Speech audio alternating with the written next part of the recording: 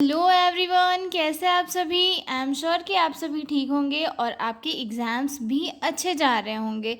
अगर मेरे वीडियोस में से अगर कोई क्वेश्चन पेपर में आता है तो आप प्लीज़ मुझे कमेंट में बताएं, ताकि मुझे भी अच्छा लगे कि हाँ, मेरे वीडियोस आपके लिए हेल्पफुल हो रहे हैं। ठीक है, तो चलिए आज का वीडियो स्टार्ट करते हैं। आज के वीडियो में हम डील करेंगे लिवर सिरोसिस वाला क्वेश्चन, जो हमारे मेडिकल सर्जिकल में काफ़ी इंपॉर्टेंट है और प्रीवियस ईयर में पूछा भी गया है। ठीक है, जो लोग चैनल पर नए हो वो चैनल को सब्सक्राइब करें और वीडियो को लाइक करें और अपने दोस्तों के साथ शेयर भी करें। तो ठीक, बिना देरी किए चलिए स्टार्ट करते हैं। तो सबसे पहले हम देखते हैं कि लिवर सिरोसिस क्या है। तो लिवर सिरोसिस जो है एक क्रोनिक डिसीज़ है, जिसमें कि जो लिवर की सेल्स होती है, दैट मीन्स जो लिवर की सेल्स हेपेटोसाइट्स होती है, वो धीरे धीरे करके स्कार सेल्स में बदलने लग जाती है, या फिर जो है धीरे धीरे करके सेल डैमेज होने लग जाती है, जिसकी वजह से लीवर की जो फंक्शनिंग है वो कम हो जाती है। लिवर फंक्शन करना बंद कर देता है। लिवर का जो मेन वर्क होता है मेटाबॉलिज्म का, वो करना बंद कर देता है, जिसकी वजह से हमारी बॉडी में काफ़ी सारी एबनॉर्मलिटीज़ हमें शो होने लगती है। ठीक है, और ये मेनली जो है कम्युनिटी में अल्कोहलिज्म, टबैको और टॉक्सिन जो वाले जो ड्रग होते हैं उनके यूज़ करने से ये ज़्यादा देखा जाता है। मतलब अगर कोई पर्सन है और वो ज़्यादा अमाउंट में अल्कोहल ले रहा है तो उसकी बॉडी में जो है लिवर सिरोसिस के चांसेस बहुत रहते हैं, क्योंकि ज़्यादा अल्कोहल लेने से जो है लीवर धीरे धीरे डैमेज होना स्टार्ट कर देता है। और एक स्टेज आती है लास्ट में, जब लीवर की सेल्स डेड हो जाती है और लिवर की फंक्शनिंग पूरी तरह बंद हो जाती है। ठीक है, तो हम इंट्रो से स्टार्ट करते हैं। तो चलिए introduction. Liver cirrhosis is a chronic long term liver disease. मतलब लिवर सिरोसिस जो है एक लॉन्ग टर्म लिवर डिसीज़ है। It occurs when healthy liver tissue is replaced by scar tissue. मतलब ये तब होती है जब लिवर के हेल्थी टिश्यू स्कार टिश्यू के रूप में बनने लग जाते हैं। ठीक है, मतलब लिवर की जो हेल्थी टिश्यू है, हेपेटोसाइट्स है, लिवर की सेल्स, ये स्कार टिश्यूज़ में फॉर्म होने लग जाती है। दिस स्कैरी इंग block blood flow through liver. मतलब जब जो ब्लड की सेल्स होती है वो स्कार टिश्यू में रिप्लेस होने लगती है, तो उसकी वजह से क्या होता है, जो लिवर है इसमें ब्लड का फ्लो बंद हो जाता है, जिससे कि जो लिवर है उसे ब्लड नहीं मिल पाता। It slowly damage the liver and affect it's normal function. मतलब ये धीरे धीरे लिवर को डैमेज करता है और इसकी जो नॉर्मल फंक्शनिंग होती है उसे भी अफेक्ट करता है। It is usually the final stage of many liver disease. मतलब ये जो है कई लिवर डिसीज़ की फाइनल स्टेज होती है। मतलब इसके बाद या तो रिप्लेसमेंट होता है, या फिर पर्सन की जो है एकदम जान चली जाती है कई केसेस में तो, और या फिर कई केसेस में इसे रिप्लेस भी किया जाता है। ठीक है, if not treated it can lead to liver failure. मतलब अगर इसे ट्रीट नहीं किया जाता है तो लिवर फेलियर का कॉज हो सकता है। ठीक है, डेफिनेशन देखते हैं। Liver cirrhosis is a chronic disease in which healthy liver tissue is slowly replaced by scar tissue due to long-term damage. This scarring blocks blood flow and affect the liver ability to function, leading to problems. मतलब liver cirrhosis एक ऐसी chronic disease है जिसमें कि liver के healthy tissues scar tissues में replace होने लग जाते हैं, और ये काफ़ी लॉन्ग टर्म की प्रोसीजर होती है। स्कार टिश्यूज़ में सेल्स का जो है चेंज होने के कारण क्या होता है कि जो सेल्स में ब्लड का फ्लो है वो बंद हो जाता है, जिसकी वजह से लिवर की सेल्स में ब्लड नहीं पहुंच पाता, और ये लिवर की जो नॉर्मल फंक्शनिंग है इसे भी अफेक्ट करता है। अब हम देखते हैं इटियोलॉजी ऑफ लिवर सिरोसिस। मतलब इसकी क्या क्या कॉजेज़ है। फर्स्ट तो है chronic alcohol abuse, most common cause. मतलब इसका जो लिवर सिरोसिस है इसका मोस्ट कॉमन कॉज क्या है, क्रोनिक अल्कोहल एब्यूज़। मतलब जो लोग ज़्यादा अल्कोहल का इंटेक करते हैं उन्हें होता है।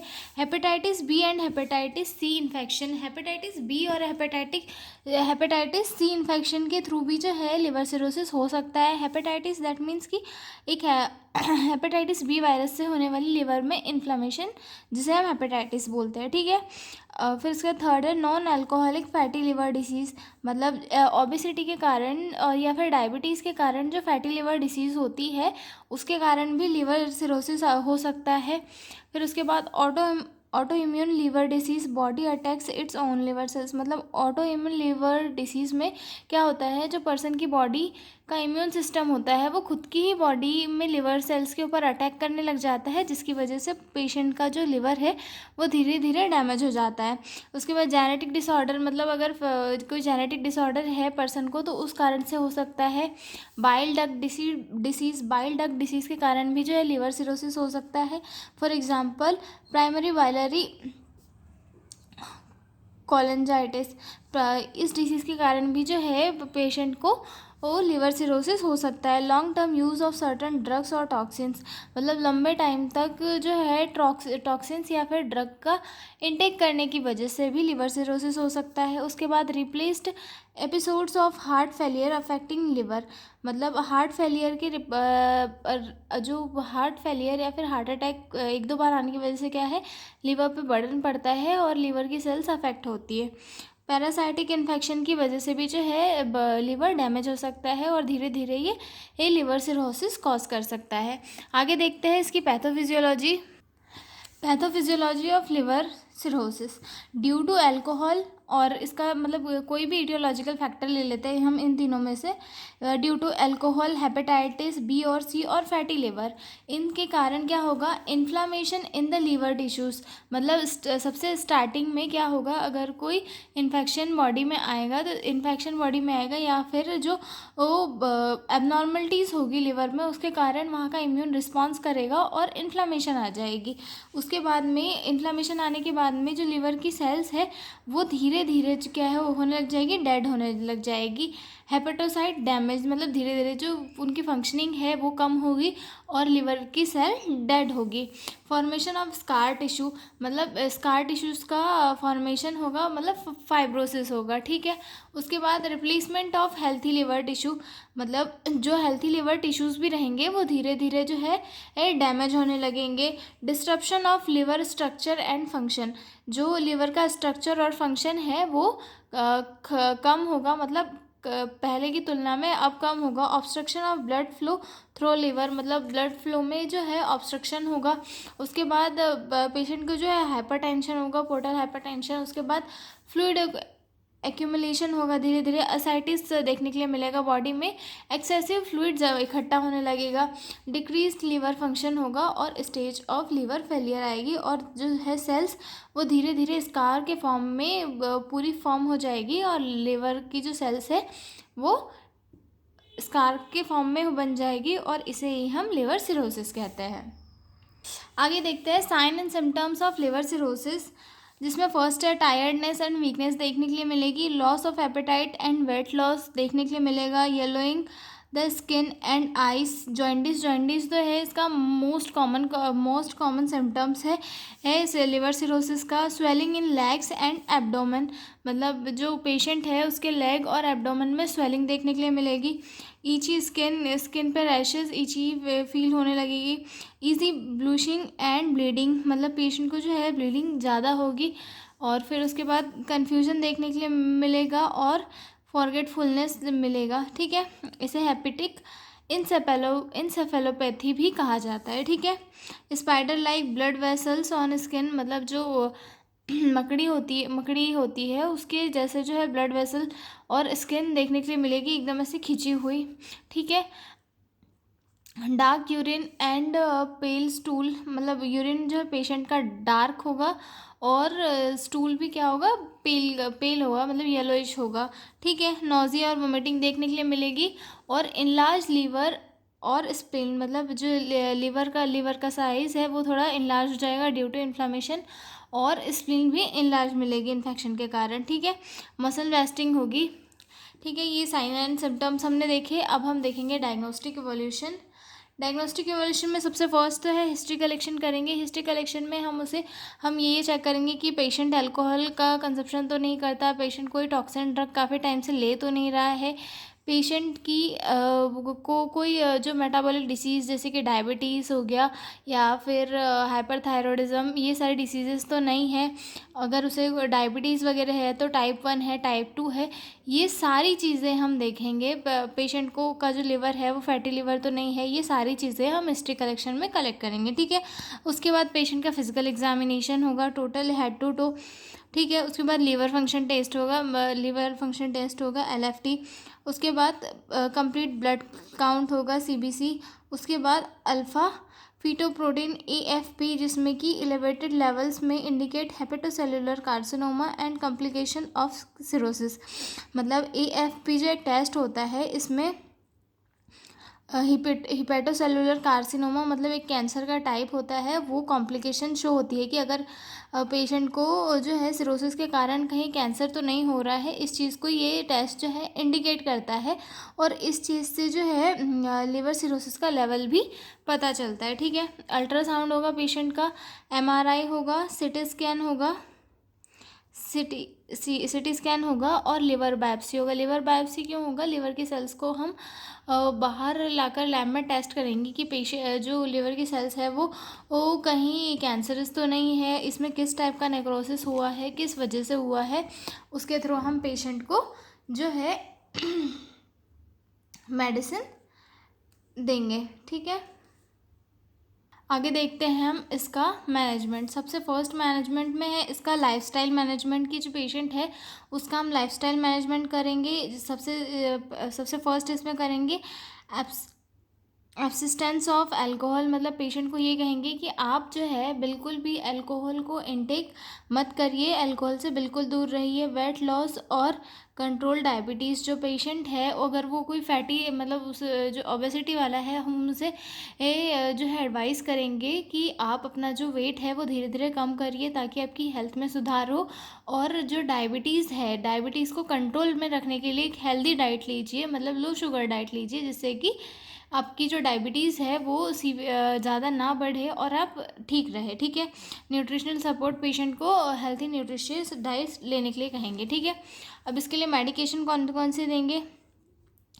एंटीवायरल थेरेपी फॉर हेपेटाइटिस, अगर हेपेटाइटिस की वजह से लिवर सिरोसिस हो रहा है तो इसके लिए एंटीवायरल थेरेपी देंगे हेपेटाइटिस से रिलेटेड।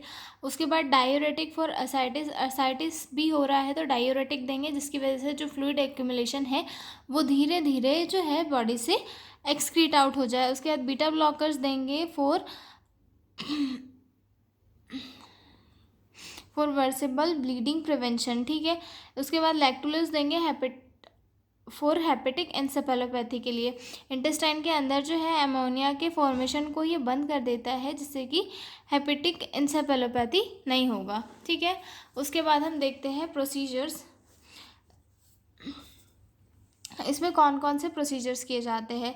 सबसे पहला आता है पैरासेंटेसिस फॉर लार्ज वॉल्यूम एसाइटिस, मतलब अगर कोई पेशेंट है उसकी बॉडी में ज़्यादा फ्लूइड इकट्ठा हुआ है तो उसके लिए पैरासेंटेसिस करते हैं। पैरासेंटेसिस में जो है एब्डोमेन में एक निडल का या फिर कैथेटर डाल के फ्लूइड को रिमूव कर दिया जाता है। उसके बाद सेकंड प्रोसीजर किया जाता है एंडोस्कोपिक वर्टिकल लाइगेशन, EVL। इसमें क्या किया जाता है, जो ब्लड वेसल लिवर को ब्लड ट्रांसफ़र करती है उन्हें लाइगेट करते हैं, जिससे कि ब्लड ट्रांसप्लांट नहीं होता है और फ्लूइड इकट्ठा नहीं होता है, मतलब जो लिवर में जाने वाला ब्लड है वो ये चेंज नहीं होता है और जो है लिवर में इकट्ठा जो है एक्सेस अमाउंट में ब्लड जमा नहीं होता, ठीक है। उसके बाद थर्ड है ट्रांसजुगुलर इंट्रा हिपैटिक पार्टोसिस्टेमिक शंट, TIPS। इसमें जो है हेपेटिक और पोर्टल वेन के बीच में एक शंटिंग कर देते हैं, जिससे ब्लीडिंग रुक जाती है, ठीक है। आगे देखते हैं नर्सिंग मैनेजमेंट की नर्सेस का क्या क्या रोल होता है लिवर सिरोसिस को कम करने के लिए। सबसे फर्स्ट है इसमें मॉनिटर वाइटल साइन, रेगुलरली हमें पेशेंट का वाइटल साइन जो है रेगुलरली चेक करना है। इसमें जो है पेशेंट का BP, पल्स, उसके बाद टेम्परेचर और रेस्पायरेशन, ये सारी चीज़ें हम चेक करते हैं, ठीक है।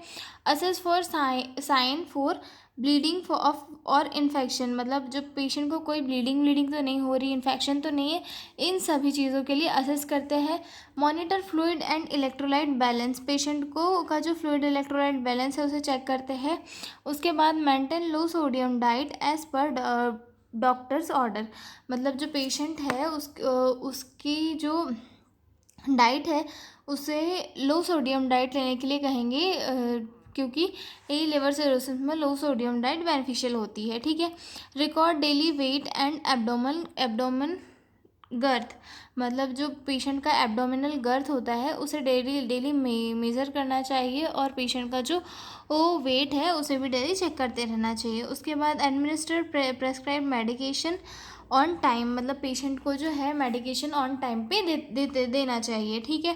Help with skin care to avoid itching and injury, patient को जो है स्किन केयर के लिए चीज़ें अवेलेबल करवाना चाहिए जिससे कि स्किन में कोई इंजरी ना हो और ईचिंग फील ना हो। ठीक है।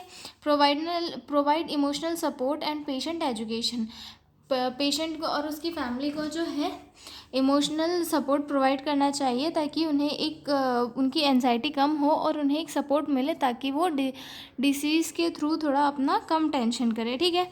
Observe the sign of encephalopathy,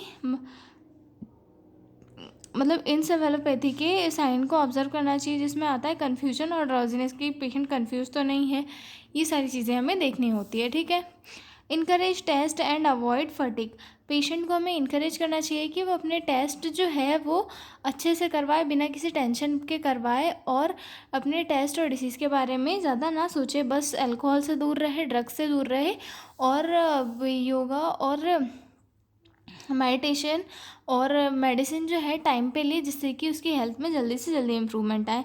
maintain hygiene to reduce infection risk, infection के रिस्क से बचने के लिए जो नर्सेस होती हैं उन्हें हाइजीन को मेंटेन करना बहुत इंपॉर्टेंट होता है।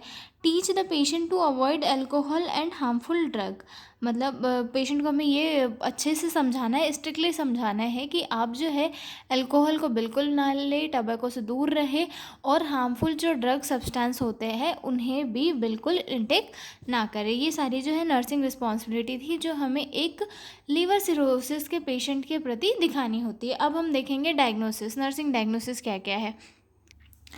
सबसे फर्स्ट तो डायग्नोसिस है imbalance nutrition, less than body requirement related to poor appetite nausea और वोमिटिंग। ठीक है। सेकेंड है fluid volume excess related to fluid build up due to liver damage as shown by swelling in legs, oedema, fluid in the belly, ascites. Risk for bleeding related to low clotting of blood as shown by easy bruising, blooding gums or nosebleeds. Activity intolerance related to weakness and tiredness as shown by get tired easily during daily activity. उसके बाद risk for infection related to low immunity due to liver damage as shown by fever, increased white blood cells और sign of infection. तो ये इसकी बहुत पाँच जो है बहुत सिंपल नर्सिंग डायग्नोसिस थी। इसके बाद में जो है हमें केयर प्लान बनाना होता है, और केयर प्लान बनाने के बाद में ये जो है एग्ज़ाम में भी हेल्थ एजुकेशन ज़रूर लिखे, क्योंकि इससे जो है प्लस मतलब मार्क नहीं कटते और आपको अच्छे से पूरे मार्क्स मिलते हैं। आई एम श्योर कि आपको ये वीडियो पसंद आई हो, और आई होप कि आप मेरे चैनल को सब्सक्राइब करेंगे और वीडियो को लाइक करेंगे और अपने दोस्तों से शेयर ज़रूर करेंगे। तो बने रहिए मेरे साथ MPMSU के प्रीवियस ईयर के क्वेश्चन पेपर सॉल्व पाने के लिए। तो अगर हम मिलेंगे अगले वीडियो में, तब तक के लिए बाय बाय।